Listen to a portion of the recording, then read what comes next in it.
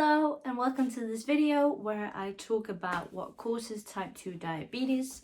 I try to break it down so that it's not as scientific as you can find on other videos, but if you'd like a more in-depth scientific video about it, do message me. I will be using a few scientific terms, so if you're unfamiliar with those, you can always look them up on Google or watch another video on type 2 diabetes. But this will be what causes type 2 diabetes and what the risk factors of it are, and in as little scientific terms as we can possibly do it, so that most people can understand. What causes type 2 diabetes are three main factors. Two of them play together to cause the number one. One of them is insulin resistance, which means that in different areas of your body, you have reduced insulin sensitivity, so your body doesn't respond as well to the levels of insulin as a non-diabetic person would. The other factor that causes the third one is a degree of a beta cell defect. Now, a beta cell is the cell that produces insulin. The other cells around your body, in your muscles, your target cells, don't produce insulin. They absorb the glucose via insulin. The beta cells don't need insulin to function.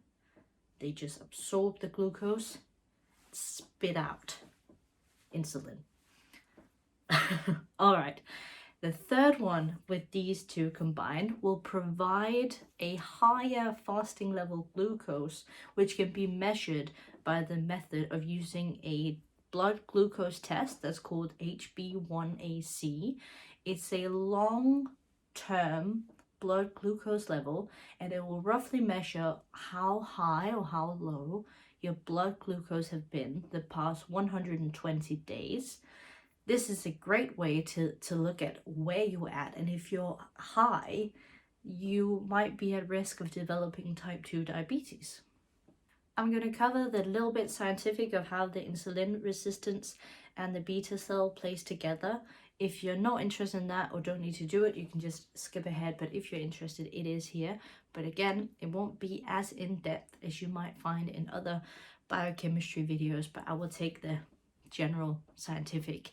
So one of them could be that because of the reduced insulin sensitivity, less glucose will bind to the target cells, which have GLUT4 transporters.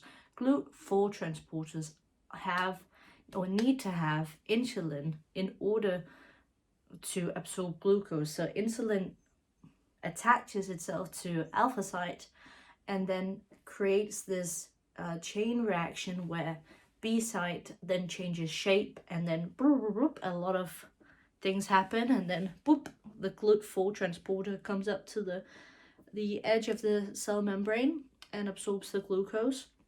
When there's a reduced insulin sensitivity, less glucose goes into the target cells.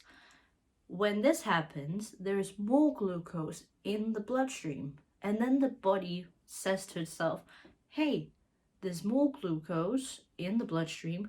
We need to get this away because we don't want glucose in the bloodstream. Then the body sends signals out that we need to keep producing more insulin. So the glucose will get absorbed in the beta cell, and they have a GLUT2 transporter, which do not need insulin in order to absorb glucose. The glucose comes into the cell, the beta cell. Insulin gets produced, and when glucose gets released, a piece of C-peptide gets cut off, and then boom, that goes out as well. So insulin and C-peptide. Now, because this reduced insulin sensitivity keeps telling the body there's more glucose in the blood, we need it gone, and the beta cell's like, I'm on it, and it constantly carries on, creates insulin, over and over and over. They get so overworked and so tired that they can't keep up with the demand of the whole insulin production, and they get tired and overworked and damaged. And this in turn, with the insulin sensitivity, can cause that high blood sugar level. Risk factors for developing type 2 diabetes can be separated into modifiable factors and non-modifiable factors. The modifiable factors can be stuff like gender, ethnicity, and age. Gender-wise, men are at higher risk of developing type 2 diabetes. One of the reasons are they generally tend to live a more unhealthy lifestyle than women. Ethnicity-wise, people of the Asian population could be more at risk since they've got lower BMI categories, and therefore less is needed to get into the risk category of developing type 2 diabetes. And then with age, as you increase in age, the risk of developing type 2 diabetes also increases. The modifiable factors would be stuff like physical inactivity. That is a huge one, because physical activity creates a bigger capillary net around your muscles and make sure that there's a larger diffusional area where, you know, gases can be exchanged and the glucose can, you know, be diffused over. And plus, the physical activity increases insulin sensitivity in the muscles that are being used. And if you're more insulin sensitive, then that kind of decreases insulin resistance.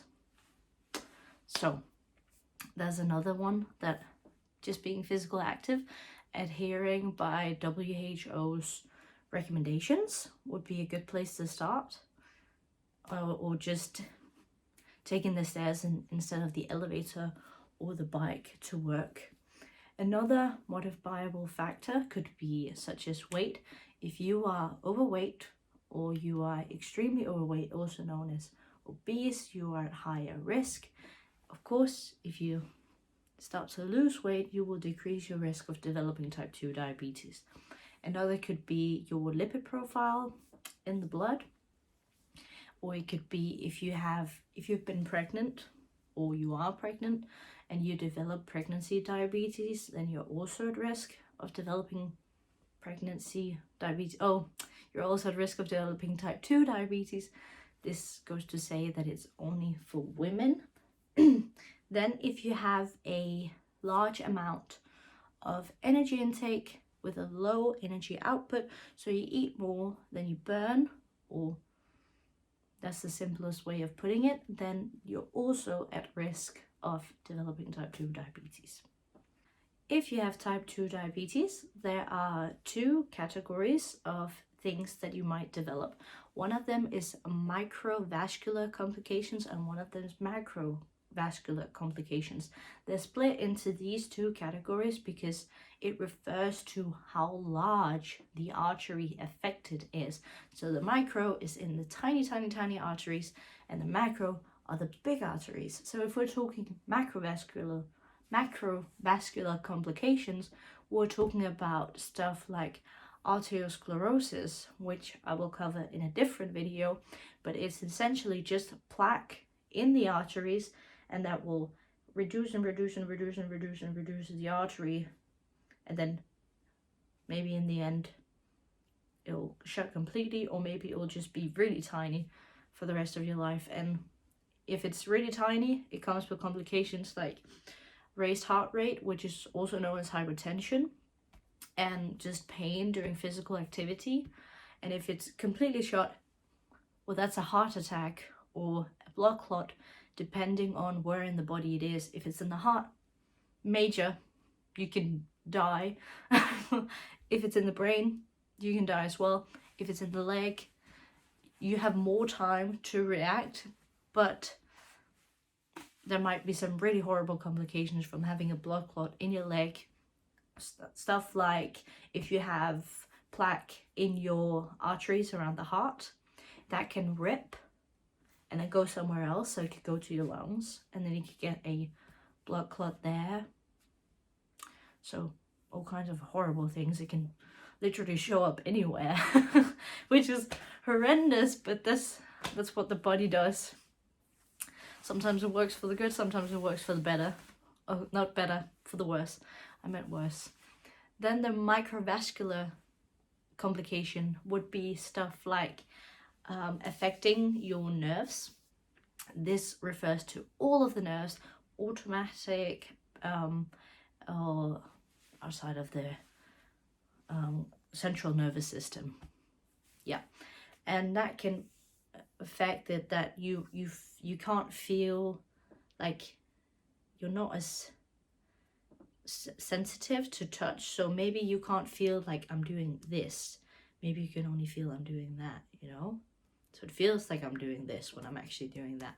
Or you could feel like you've got these prickling things, it's tingling, like your arms asleep or something, or your legs been asleep.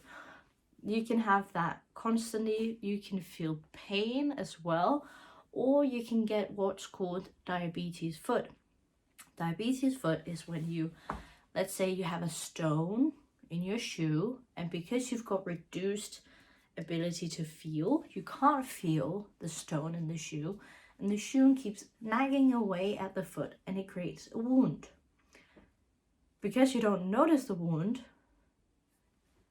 then it can cause infections because you don't take care of it. But if you do notice it and take care of it, it's going to be so much more difficult for the body to repair the wound from inside and stop the bleeding, because there's so much the surrounding tissue. There's so much death in the surrounding tissue that the blood can't actually get into the wound.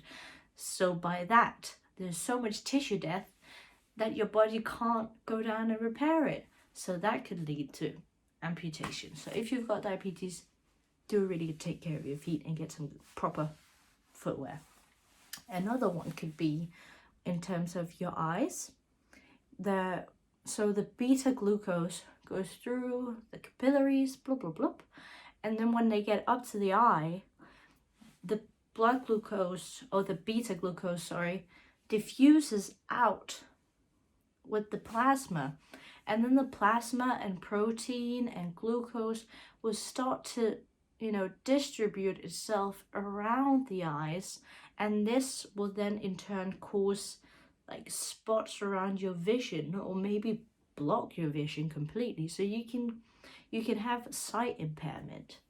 And last but not least, you can have stuff with your kidneys. And this is also horrible, because we have this tiny, tiny, tiny capillary net in your kidneys. And again, the beta glucose diffuses out and plasma comes out, and you lose you lose protein, but you lose a specific protein as well called albumin. And this is also quite bad, because it starts to deposit itself around the kidneys, and this makes it much more difficult for your body to clean out in your system, like get rid of the waste products, send it out so that it becomes urea and then becomes urine, so it can get cast out by the body. It's so much more difficult, and you might need a machine to do it for you, where I don't know how they attach it, but it does the work of the kidneys, and it's a huge machine. It's called dialysis, and you just sit there and get your blood and your body filtered, and then you go home. Then you might need to show up a couple of hours later. You might need to show up the next day or something. So you're constantly attached to the hospital sector, and you just can't live a free life. I mean, don't even think you can go on holiday unless they make them handheld. That might be a new idea. So if anyone's out there wanting to do some medical discovery, maybe make a machine so you can take it with you, so we can get more life quality if you've got diabetes, type 2 diabetes. But this is not to say that you can absolutely have type 2 diabetes and become symptom-free and medicine-free, so you can live a normal life. You could also live a normal life where you're symptom free, but you still have medicine, but you need to make some changes in your lifestyle. That definitely comes with the disease, sadly. But yes, there's a lot of factors that affect you developing type 2 diabetes, and if you're afraid or if you're scared that you're on the path of developing it, please talk to a healthcare professional. It is not your fault, and it's not shameful to have this disease. You are not the disease. You have a disease. You are so much more than a disease. You are wonderful and you can do it, and there are people that want to help you, because we want you to have the best life and the best life quality that you can ever have. So we want to be able to help you get on the path. And if you are pre-diabetic, you can really do a lot that can just bat the long way, because you can actually end up not getting it. So this is where you really need to step in and get help from your support network and make some changes, because once this insulin resistance and this beta cell defect occurs, you can never go back. You will always have type 2 diabetes, but it's worth trying to change it, and it's worth trying to do something about it, because you're more than your disease, and you deserve a great life. Thank you guys for watching. I really appreciate it. As always, if you've got any questions or topics you'd like me to cover, you can just message me either on Instagram or on YouTube. Bye bye. I love you guys.